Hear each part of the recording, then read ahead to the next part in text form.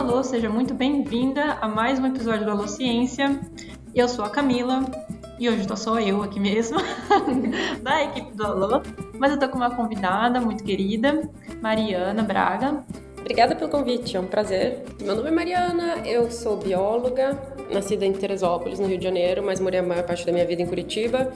Estudei na UFR, depois fui estudar em Estocolmo, depois nos Estados Unidos e agora eu tô aqui em Helsinki junto com a Camila. Acho que é isso. Eu gosto de evolução e ecologia, como vocês vão descobrir hoje. Massa, muito obrigada. Acho que esse é um dos primeiros podcasts que eu tô gravando presencialmente, desde que eu vim pra Finlândia também, então tá sendo bem interessante fazer essa gravação sem ser pelo Zoom. Enfim, bora pro episódio?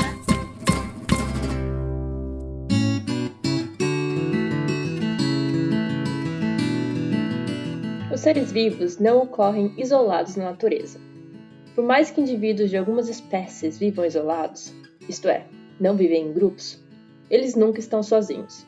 Isso porque todos os organismos dependem de uma afinidade de outros seres vivos, que podem ser visíveis ou não a olho nu, para continuar existindo e perpetuando a espécie. Isso pode parecer meio confuso, mas vamos pensar que os seres vivos precisam de outros da mesma espécie para se reproduzir. Além disso, eles estão em constante relação com indivíduos de espécies diferentes, como, por exemplo, servindo de alimento ou mesmo se alimentando de alguém. Essas relações que acontecem entre seres vivos, da mesma espécie ou não, são as chamadas interações ecológicas.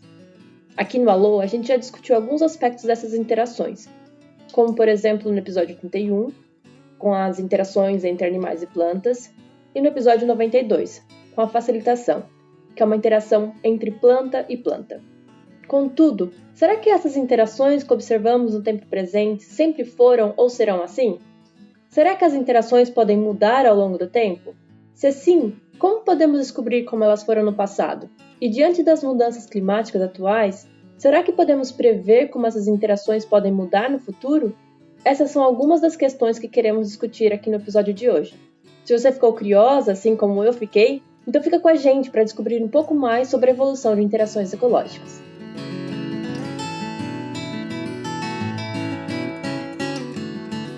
Então, para começar a nossa discussão, eu quero pegar um gancho que a Mariana deixou na fala dela, que ela falou que ela gosta de evolução e ecologia. Eu acho que isso tem muito a ver com a nossa conversa de hoje. Se eu tiver que definir minha área de pesquisa, a área geral é evolução de interações ecológicas. E aí, quem sabe eu posso começar explicando o que são interações ecológicas. Nenhuma espécie, isso incluindo a gente, Homo sapiens, nenhuma espécie vive isolada. Todas as espécies estão interagindo com outras espécies o tempo todo, durante toda a vida de um organismo. Só que essas interações algumas são mais importantes, outras são menos importantes. E tem um conceito que a gente usa que chama grau de intimidade, que é razoavelmente fácil de entender. Se a gente fizer uma analogia com o círculo social de uma pessoa, por exemplo, a Camila. Vamos pegar uma pessoa bem aleatória. Eu imagino que tem algumas pessoas no seu círculo social que você considera muito íntimas. São pessoas, talvez, que você interage com frequência, ou conversa, ou vê. Uhum. E são pessoas que têm uma influência grande na sua vida. Sim. E aí vão ter pessoas que têm uma intimidade média, que tem alguma influência na sua vida, de repente, pessoas com quem você trabalha. E tem outras pessoas que você só encontra de vez em quando, que você não tá muito ligando. E que, enfim, não são pessoas que têm nenhuma influência na sua vida. Bom, então, e se a gente voltar agora pra ecologia e pensar em borboletas, que são meus organismos preferidos. Uma borboleta, ela divide o espaço onde ela vive com várias outras espécies. Claro que depende de onde essa borboleta mora, né? Se ela morar numa região tropical, ela vai dividir a área com muito mais espécies do que se ela morar, por exemplo, aqui na Finlândia. Mas, de qualquer forma, ela vai interagir com algumas dessas espécies, mas de longe, as espécies mais importantes vão ser a planta hospedeira ou as plantas hospedeiras daquela borboleta. Tá, então para ver se eu entendi. Então, interações ecológicas são interações entre as diferentes espécies. E elas podem ser interações entre espécies, dentro da mesma espécie também? Podem. Aí são interações intraespecíficas, mas isso não entra na minha área de pesquisa. Tem gente que estuda só interações intraespecíficas. Mas interações ecológicas em geral, ela engloba interações que são entre espécies diferentes e dentro da mesma espécie, certo? É. E aí você falou também que, então, tem espécies que têm um grau de intimidade maior. O que seria essa intimidade, de fato? Seria a frequência que essas espécies interagem? Ou seria a importância dessas interações? Isso, é bem isso. Por exemplo, se você pensar numa espécie que bem onívora, assim, que come de tudo. Comer é uma interação importante para ela. Mas, se a gente olhar para interação entre cada par de espécies, essa espécie que é o predador, e as espécies que estão sendo comidas, como são várias espécies que podem ser comidas, a importância de cada interação é menor do que se só uma espécie fosse comida. Por exemplo, se for uma espécie que só gosta, sei lá, de abacate. Aí essa espécie só gosta de abacate, e aí se acaba o abacate naquele lugar, a espécie não sobrevive porque acabou o abacate ali. Então, você está falando também do nível da importância das interações, dependendo do que vai acontecer com cada uma dessas espécies. Isso. Então, se é uma espécie que só come uma coisa, por exemplo, só come abacate, ela depende totalmente de abacate para sobreviver naquele lugar. Então, essa interação é uma interação bem íntima. Agora, se for uma espécie que come um monte de coisa diferente, incluindo o abacate, se o abacate acabar, não tem problema, porque tem outras coisas para ela comer. Então, é uma interação, assim, mais solta. Substituível, talvez. Exato.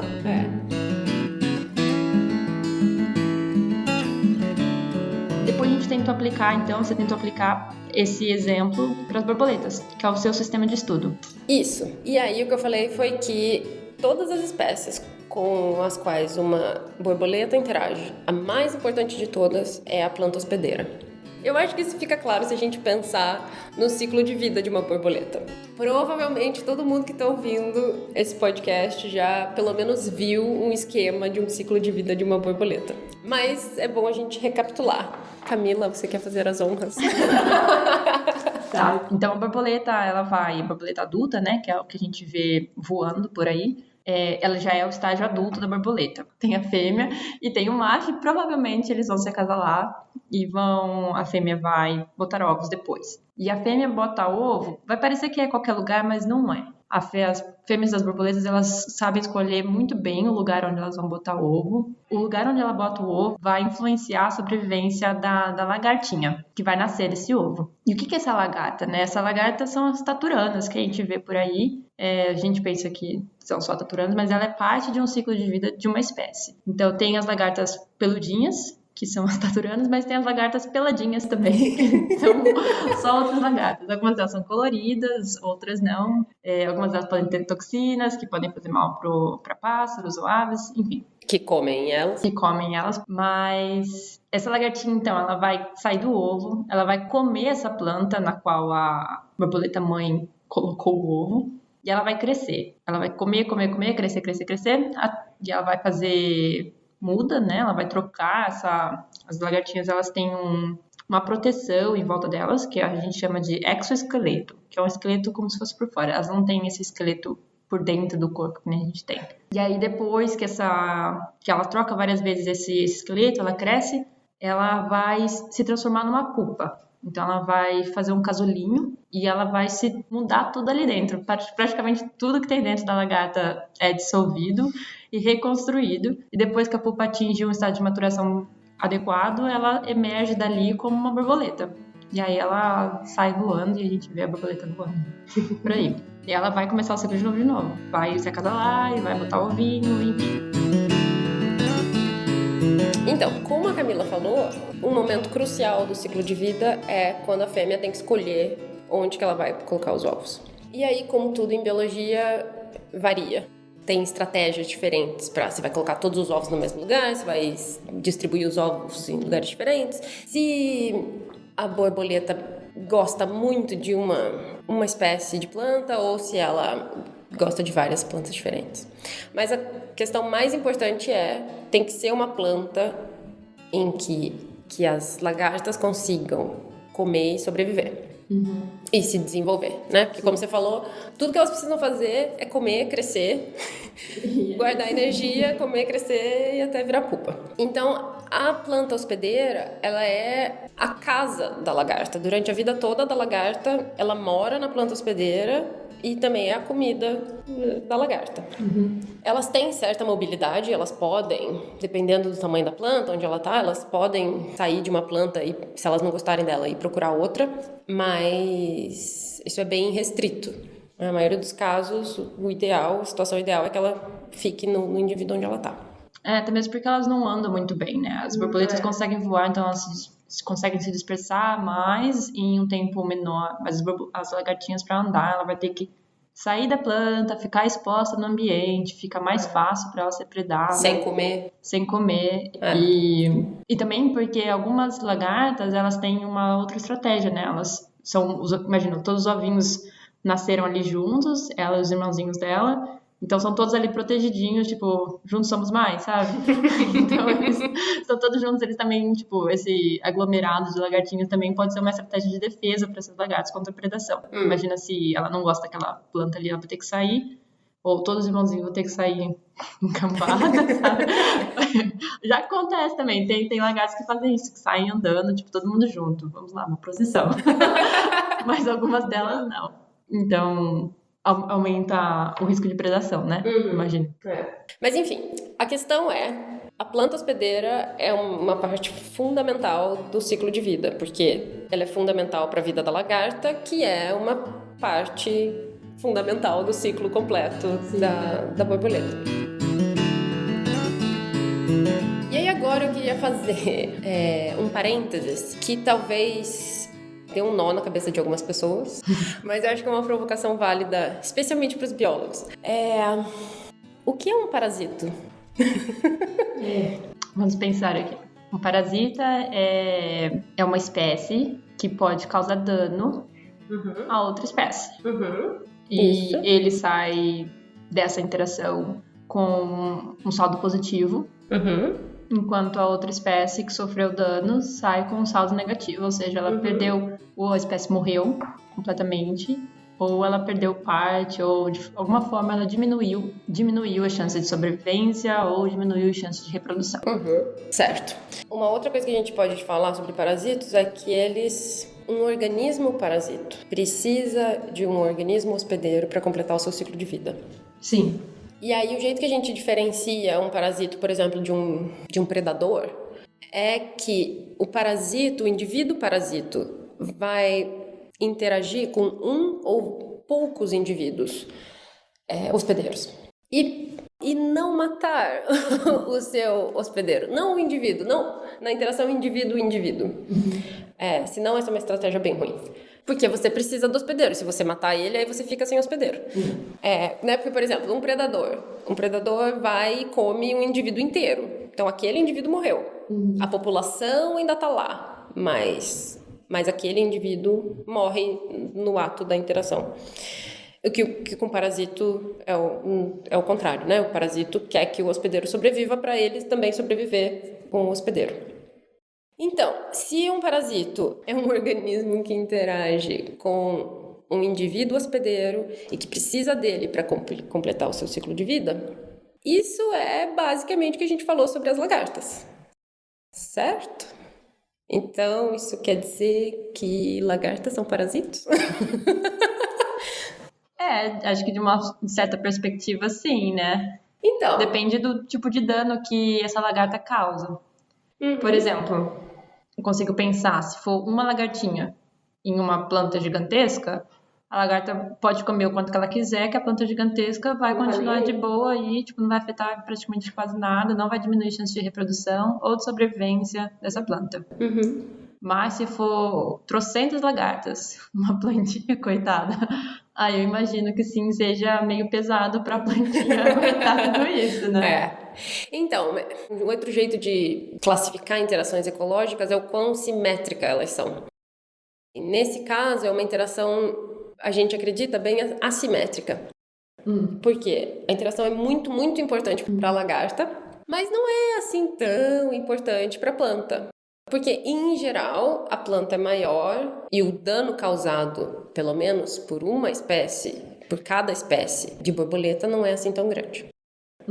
Aí, para fechar essa questão do parasito, mais e mais pesquisadores agora estão aceitando essa ideia e aí tá tendo meio que uma união de campos diferentes, de gente que se considera parasitologista, que estudava parasitos, e gente que estudava, por exemplo, como eu, interações entre insetos e plantas. E as pessoas estão, nossa, olha só, a gente pode conversar e a gente estuda para processos bem parecidos.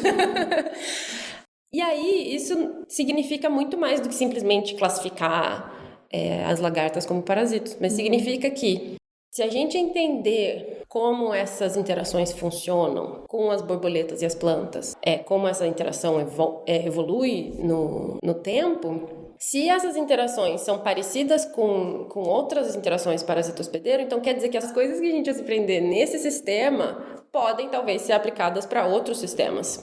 Então, o que a gente aprender aqui não vai valer só para borboletas e plantas, mas para outros sistemas também. Por exemplo, outros insetos que têm o mesmo tipo de interação com plantas hospedeiras, por exemplo, besouros, ou, sei lá, vermes como platelmintos em peixes, que eu já estudei, ou vermes, enfim, dentro de mamíferos, ou até... Aí pode vir mais para minha área também, que é a interação inseto-bactéria, e vai tendo outras aplicações. Exatamente, até, quem sabe, vírus em humanos. Então, depende do quanto a gente... E essa é uma parte muito divertida, né? De testar os limites do nosso conhecimento, da nossa pesquisa. Quão generalizável são as coisas que a gente está descobrindo. E eu acho isso muito legal. Entre borboletas e plantas, além de borboletas, tem mariposas, né? E mariposas, elas são mais antigas. Na verdade, borboletas é um grupo dentro de mariposas e borboletas. Esse grupão é chamado de Lepidoptera. Legal. Existe uma diversidade ainda maior de mariposas e a origem das mariposas e borboletas é ainda mais antiga. O que eu estudo são só as borboletas, que já é uma diversidade bem grande. E a origem de borboletas varia mais ou menos, pelo menos 100 milhões de anos. E o que a gente acredita hoje é que, sim, as borboletas já, desde a origem do grupo das borboletas, elas já dependiam de uma planta hospedeira. Então, essa interação entre borboletas e plantas tem pelo menos 100 milhões de anos. Então, pensando aqui agora, tipo, naquela analogia que você fez no começo, uma pessoa super íntima que você vê sempre. Imagina você ver a mesma pessoa, tipo, muito íntima, 100 milhões de anos. Acho que é um tempo um bocado. Então, essas pessoas com quem você interage com mais intimidade, provavelmente são as pessoas que você conviveu já na sua infância. Vamos pensar, sei lá, ao invés de mãe e pai, vamos pensar num irmão, ou irmã, ou algum amigo de infância que você foi pra escola desde que você era bem pequenininho junto. E continua até hoje, né? Provavelmente quando vocês se conheceram, vocês eram bem diferentes. Se deram bem e era alguém com quem vocês quis continuar mantendo a relação. Portanto, as duas pessoas provavelmente mudaram ao longo da vida. E coisas que você achou ótimo de mudança na outra pessoa, e teve coisas que foi tipo, né, isso aqui não é tão legal, mas dá pra lidar com isso. Então, você e a outra pessoa tiveram que de certa forma, se ajustando para continuar mantendo essa interação. E aí, da mesma forma, espécies que têm essas interações íntimas, como por exemplo as plantas hospedeiras com as borboletas, elas também tiveram que... Só que, né, ao invés de a gente falar da vida de uma pessoa, a gente está falando da vida de uma espécie, que aí são milhões de anos. Cada espécie tem que se ajustando um pouco para manter essa interação com a outra espécie. Ao longo do tempo, né? Ao longo do tempo, exato. Mas essas espécies não estão presas uma à outra. Elas têm... E aí na perspectiva da borboleta, né? Porque é ela que precisa da planta. Uma característica que é muito comum de parasitos em geral e de insetos herbívoros, né? Que dependem de uma planta hospedeira, é que eles são bem especializados. Ou seja, eles têm eles têm uma preferência grande por certos hospedeiros, no nosso caso, certas espécies de plantas hospedeiras. Mas isso varia. Tem algumas espécies que são bem especializadas, que só gostam de uma espécie, e tem espécies que podem interagir, podem comer muitas plantas diferentes. Mas, de qualquer forma, todas as espécies têm um potencial de interagir com outras espécies. A gente pode pensar, talvez, na nossa analogia de pessoa como espécie, né?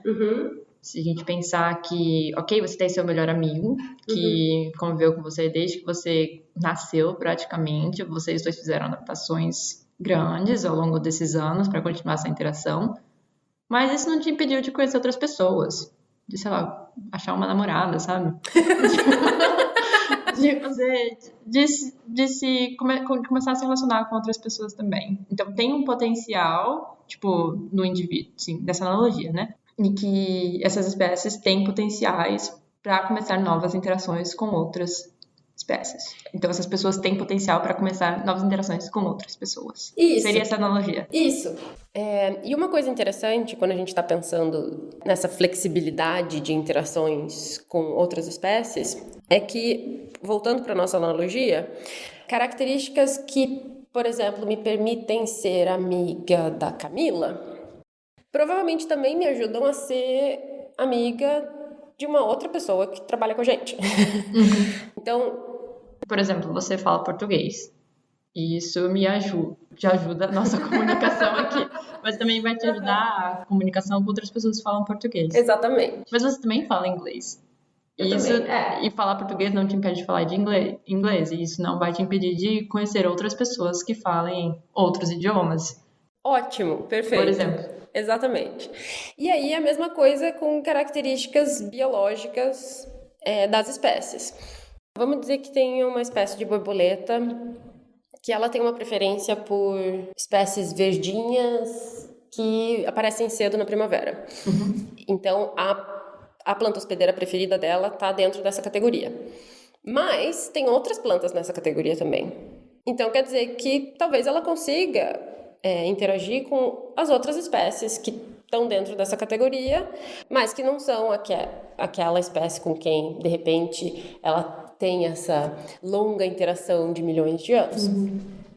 E aí, então, isso permite com que, se a borboleta mãe cometer um erro e colocar o ovo numa planta errada, mas que está dentro dessa categoria, a lagarta vai ter uma chance de sobreviver e falar, não, beleza, tudo bem, pode continuar fazendo esse erro que deu tudo certo. Aquele trauma materno, né? A mãe causando trauma das crianças desde cedo. Não é só na espécie humana, galera. Agora, se a mãe fizer um erro que não dá certo, aí acabou, aí é o fim evolutivo, então esse erro vai ser selecionado contra, né? Entendi. Esse erro não vai continuar acontecendo. Não, pelo menos não por muito tempo. Alô pessoal, aqui é o Lucas Andrade, beleza? Tá gostando desse episódio? Eu tô passando só pra lembrar que o Alociência só existe por causa das nossas campanhas de financiamento coletivo. Se você quiser contribuir com a gente, basta você entrar em apoia.se/alociência ou patreon.com/alociência. Lá você pode contribuir mensalmente com a quantia de dinheiro que você quiser. Sério, qualquer fiapinho ajuda a gente demais, demais mesmo. E contribuindo, você entra no nosso grupo exclusivo de apoiadores, onde rola vários papos de bastidores e também sorteios exclusivos. Mas se você quiser contribuir só uma vez, faz um pix pra gente, lá no e-mail contato@alociência.com.br. Faz essa pra gente, vai! E se você não puder contribuir com grana, tudo bem, dá pra você fazer assim, ó. Divulga esse episódio nas suas redes sociais ou manda pra quem você sabe que vai gostar desse episódio. Alguém que com certeza vai se interessar por esse tema, sabe? É isso, agora bora voltar pro nosso episódio.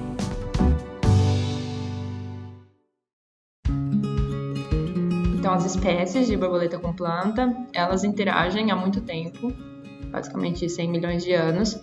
E ambas as partes, né, tanto a borboleta quanto a planta, desenvolveram ao longo de todo esse tempo estratégias de defesa e estratégias para superar essas defesas. Então, essas estratégias, elas podem ser tanto de defesas químicas desenvolvidas pelas plantas, quanto de estratégias para superar essas defesas químicas e lidar com esses compostos químicos. Então, isso aconteceu em ambas as partes ao longo de muitos anos e permite a gente ver as interações que a gente vê até hoje. Isso. E aí, uma coisa que a gente não falou, que é super importante para entender por que eu estudo borboletas, é que insetos são, eu nunca lembro o número exato, mas uma grande, grande parte da diversidade de espécies que a gente conhece são insetos. E aí, desses insetos, dentro de insetos, a maioria tem essa interação com plantas hospedeiras. E aí, a maioria das plantas que são usadas como hospedeiras são do grupo Angiospermas, que são as plantas com flores, que, por sua vez, é o grupo de plantas mais diverso que existe. Então, há muito tempo, os pesquisadores têm pensado, ok, existem muitos insetos e muitos deles dependem dessa interação com plantas. Existem muitas plantas. Será que, então, eles evoluíram juntos, diversificaram juntos os insetos com as angiospermas? E será que eles evoluíram mais ou eles diversificaram mais? Eles têm mais espécies por causa dessa interação? Como se fosse, por exemplo, na tentativa de escapar dessa interação para se proteger, acaba se diversificando. Essa é uma das hipóteses. Então, essa pergunta está meio que no ar desde Darwin. Mas lá pelos anos 60 foi quando a primeira hipótese de como isso poderia ter acontecido surgiu. E aí, a questão principal é a defesa e contra-defesa química. Que massa! Mas aí tem, né, depois foram outras hipóteses também aparecendo, mas isso ainda é bem aberto para discussão, ainda é um campo bem em desenvolvimento. Mas essa é a minha principal área de pesquisa. Essa coevolução entre as duas espécies, né? Tipo, entre o inseto, no seu caso, você estuda as borboletas, e as plantas hospedeiras. E aí, como esses são grupos super diversos, então, se a gente consegue entender, se a gente consegue explicar o que aconteceu com eles, a gente está explicando uma boa parte da diversidade que existe. E aí, o outro lado também que facilita como tem muitas espécies, tem muito dado para ser coletado e tem muita gente estudando essas espécies. Acho que a gente pode até colocar numa questão filosófica agora, né? Tipo, por que fazer isso? Ok, explica a diversidade, mas por quê? Por que isso é importante, né? Eu acho que o que eu gosto tanto de estudar a evolução é mais por fascinação mesmo, de tentar entender como as coisas aconteceram e como a natureza funciona. Mas isso tem muita utilidade. A gente só tem uma chance de tentar entender o porquê das coisas são como elas são hoje e como elas podem mudar no futuro se a gente entender como elas eram no passado e como elas mudaram do passado para o presente. Durante o meu doutorado, o meu foco era entender o passado. E agora, o meu projeto atual, usando o conhecimento e as ferramentas que eu desenvolvi durante o doutorado, tentar entender ou tentar prever possíveis cenários para o futuro. Bom, uma grande mudança em biologia foi o advento das técnicas de DNA.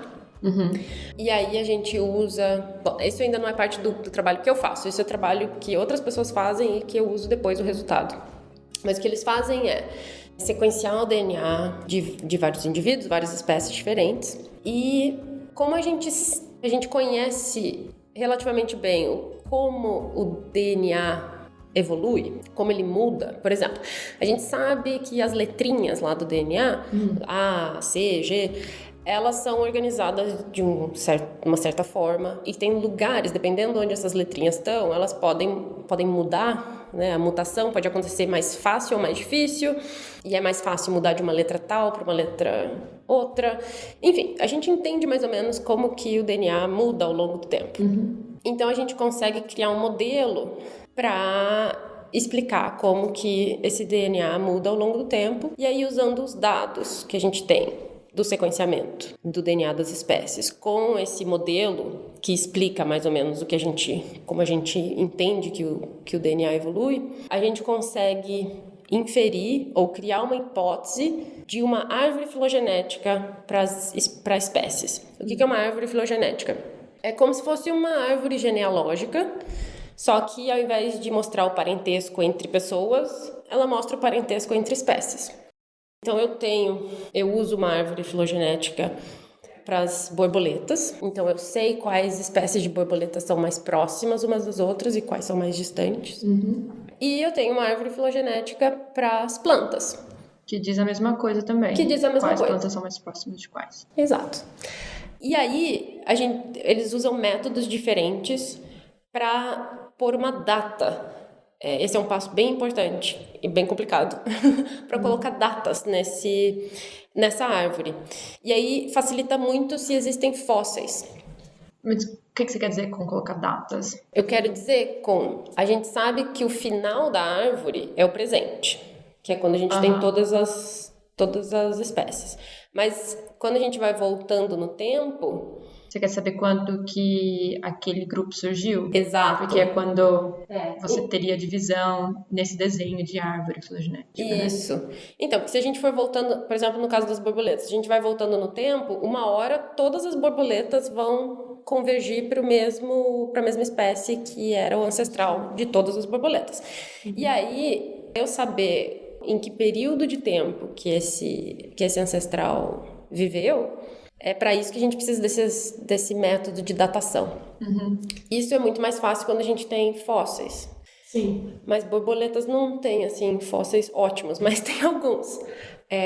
Para plantas, dependendo do grupo, é mais fácil. Mas, enfim. Então, é o DNA, morfologia, mais fósseis que são usados, porque aí, né, tem métodos de datação dos fósseis, e aí a gente usa essa idade estimada dos fósseis para calibrar, a gente chama calibrar a árvore. E aí, com isso, a gente pode fazer, então, essa hipótese da diversificação no tempo de um grupo. Aí é com base nessa análise que, por exemplo, eu posso dizer que borboletas são pelo menos... Tem 100 milhões de anos de idade. Isso. Entendi. E aí, comparando, se você tem mais ou menos a idade em que surgiu cada grupo de espécie de borboleta, cada espécie de borboleta, você sabe quando surgiu cada uma das plantas hospedeiras, você consegue comparar essas datas e ver se a idade das plantas hospedeiras coincide com a idade das espécies de borboleta. Por exemplo, essa é uma comparação que você pode fazer, sim, com certeza. E aí também tem datação de eventos, de grandes mudanças climáticas, por exemplo, que também afetam a diversificação. Por exemplo, a Era do Gelo, quando que aconteceu, o que aconteceu com as espécies nesse Exatamente, ou grandes extinções. Quando a gente consegue datar uma filogenia, aí a gente consegue trazer outras informações para comparar. Isso é muito legal, né? Massa. Só que aí, no meu trabalho, o que eu quero fazer é pegar essas filogenias da planta, das plantas e das borboletas, pegar as interações que eu conheço hoje, no presente, então aquelas informações que vêm dos livros, de artigo, de gente que está no campo, me dizendo que planta que cada borboleta interage. Então eu tenho assim uma matriz das interações, né? Por exemplo, uma tabela. Uma tabela, isso. Se eu tenho todas as espécies para quais eu tenho dado de borboleta nas linhas e as plantas nas colunas, e aí eu posso dizer para cada par de borboleta e planta eu digo se tem interação ou não tem. Entendi. Baseado nos dados coletados há muito tempo. E aí, com essas 3 informações, as 2 filogenias, mais essa tabela de interações, o que eu queria fazer era entender como que essa tabela mudou ao longo do tempo, voltando para o passado. Só que não tinha nenhum método disponível que fizesse isso. Como você modela, como você meio que simula, como que esses números podem ter mudado ao longo do tempo. E quando você fala, só uma dúvida aqui, quando você fala em modelo, a gente pode entender isso como uma equação matemática que vai simular uma situação? Pode ser. Um simulador, alguma coisa assim? Pode ser. Um modelo geralmente vai ter equações, mas na verdade eu penso mais como. Se a gente pensar num algoritmo, O que é um algoritmo? É uma sequência de regrinhas, é como se fosse uma receita. Então, são passos que vão acontecendo com certa probabilidade. Então, por exemplo, no modelo que a gente desenvolveu, o que acontece? Ao longo do tempo, uma borboleta pode ganhar uma planta hospedeira nova, então pode começar a usar uma planta hospedeira nova, e ela também pode perder uma planta hospedeira que ela está usando. E tem para cada uma dessas coisas, tipo, tanto o ganho quanto a perda, tem uma certa probabilidade. Exatamente. Entendi. E aí o que eu tô querendo descobrir é qual probabilidade faz mais sentido, qual probabilidade para cada coisa faz mais sentido com os dados que eu tenho. As duas filogenias e a tabela de interações. E aí é isso que o computador vai fazer. Então eu digo para o computador, eu dou os dados para o computador e eu também digo qual é o modelo. O que é o modelo? O que pode acontecer. E aí no nosso caso, então, o que pode acontecer é isso. Cada borboleta pode ganhar ou pode perder uma planta ao longo do tempo. E no nosso caso também tem uma coisa a mais, é que a gente diz que pode ser que seja mais fácil para uma borboleta ganhar uma planta nova se essa planta for parecida com a planta que ela já usa. Que é aquele caso das plantas verdinhas do começo da primavera, exatamente. Que a gente deu o exemplo antes. Exatamente. Mas isso, o resultado do modelo que vai me dizer se isso tem ou não. Mas para ele poder me dizer isso, eu tenho que incluir no modelo essa possibilidade. Entendi. Então você cria uma série de possibilidades e de passos com regrinhas que você oferece tudo para o computador. Isso. No caso, tem um método para fazer isso, programas para fazer isso, né? Dentro do computador. Você não chega e fala, computador, faz para mim isso daqui. Seria maravilhoso. Mas não, é um pouco mais complicado para mexer nesses programas. Mas basicamente o que a gente faz é isso, e o que você faz é isso, né? E aí ele calcula para você o que pode ter acontecido ao longo do tempo. Isso, aí ele vai me dar probabilidades de diferentes cenários. E aí, então, eu pego esses resultados e enfim, faço mais análises diferentes para tentar ver quais são, por exemplo, responder a pergunta: que planta que o ancestral de todas as borboletas comia? Pelo menos qual é o mais provável, de acordo com os dados que a gente tem e com o modelo que a gente usou. Sim. E aí, com esse método, o que a gente conseguiu fazer foi reconstruir essa história de como que, durante a diversificação das borboletas, né, durante o tempo foi acumulando espécies diferentes de borboletas, como que a interação com as plantas foi mudando ao longo do tempo, até chegar no presente com essa tabela que a gente observa hoje. E aí esse método pode ser usado para qualquer outro sistema para qual as regrinhas que eu uso no meu modelo façam sentido. Então, muitos outros sistemas parasita hospedeiro vão funcionar também com esse tipo de modelo. E aí a gente está testando. Isso é bem novo, a publicação saiu em 2020, a primeira, a outra saiu ano passado, então ainda é tudo bem novo, mas a gente está começando a testar com outros sistemas. Isso é bem legal. Nossa, bem legal mesmo. E você está usando esse mesmo método agora no seu projeto novo? Sim.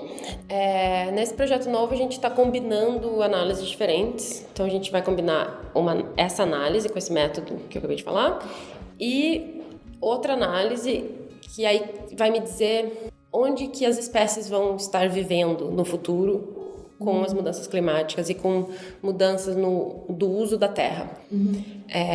Se tudo der certo. Então você conseguiria prever situações no futuro em que as borboletas perderiam suas plantas hospedeiras ou ganhariam novas plantas hospedeiras, dependendo do lugar em que elas estariam ou dependendo do que acontece com as mudanças antrópicas, assim. Exatamente, Com essas mudanças causadas pelos seres humanos. Esse é o objetivo, com as mudanças tanto climáticas quanto de uso da terra, a gente consegue prever quais vão ser as mudanças na distribuição das espécies, e aí com esse modelo que me fala sobre como as interações evoluem, aí a gente vai usar esse método para tentar dizer, ok, das espécies novas, ou das possíveis interações novas, quais delas são mais prováveis. E aí, juntando tudo isso, a gente vai poder dizer, sei lá, de repente, a maioria das borboletas, isso vai ser para a Europa, porque é onde a gente tem dados suficientes. A maioria das espécies vai perder seus hospedeiros, mas provavelmente vai conseguir usar outros, ou não, vai perder completamente os hospedeiros, provavelmente um risco de extinção alto, ou de repente não, provavelmente algumas espécies vão expandir, vão de repente aumentar o número de plantas que elas consomem. Enfim, essa é a ideia, tentar prever o futuro. Massa. Muito legal, Mariana. Foi ótimo conversar com você sobre interações ecológicas, ciclo de vida de borboleta planta, o que acontece no futuro e como prever o que acontece no passado e como prever o futuro. Como prever o passado. Enfim, foi ótimo. Muito obrigada pela conversa. Obrigada a você. Então, bora pro disco de ouro.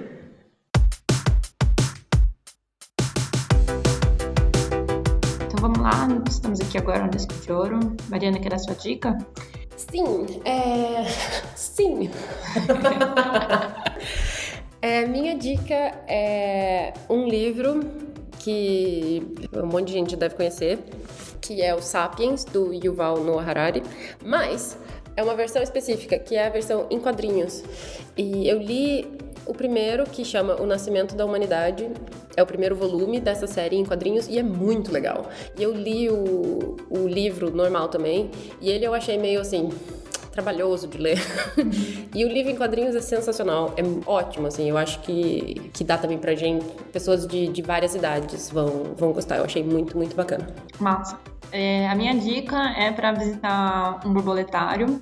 Não sei se tem em algum lugar da sua cidade, um borboletário. Eu sei que tem um em São Paulo, no Museu Catavento. É bem legal, você consegue ver o ciclo inteiro da borboleta, né? Já que a gente falou bastante de borboleta aqui, eu acho que vale a pena visitar para ver os ovos, as lagartinhas, os adultos. Então, se você estiver em São Paulo, você pode colar lá no Catavento.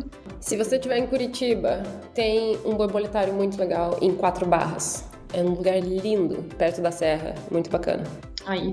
E minha segunda dica é um podcast que eu tenho ouvido bastante recentemente, não sei se eu já indiquei ele aqui, é o Não Inviabilize, da Déia Freitas, que, cara, cada vez mais eu me choco com as histórias de lá.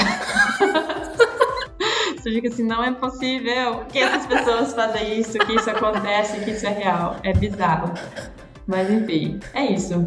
Muito obrigada, Mari, por aceitar o convite e por conversar aqui com a gente hoje. Obrigada a vocês, foi um prazer. Então, nos vemos no próximo episódio ou quando tivermos mais fichas. Valeu, tchau, tchau. Tchau. Oi.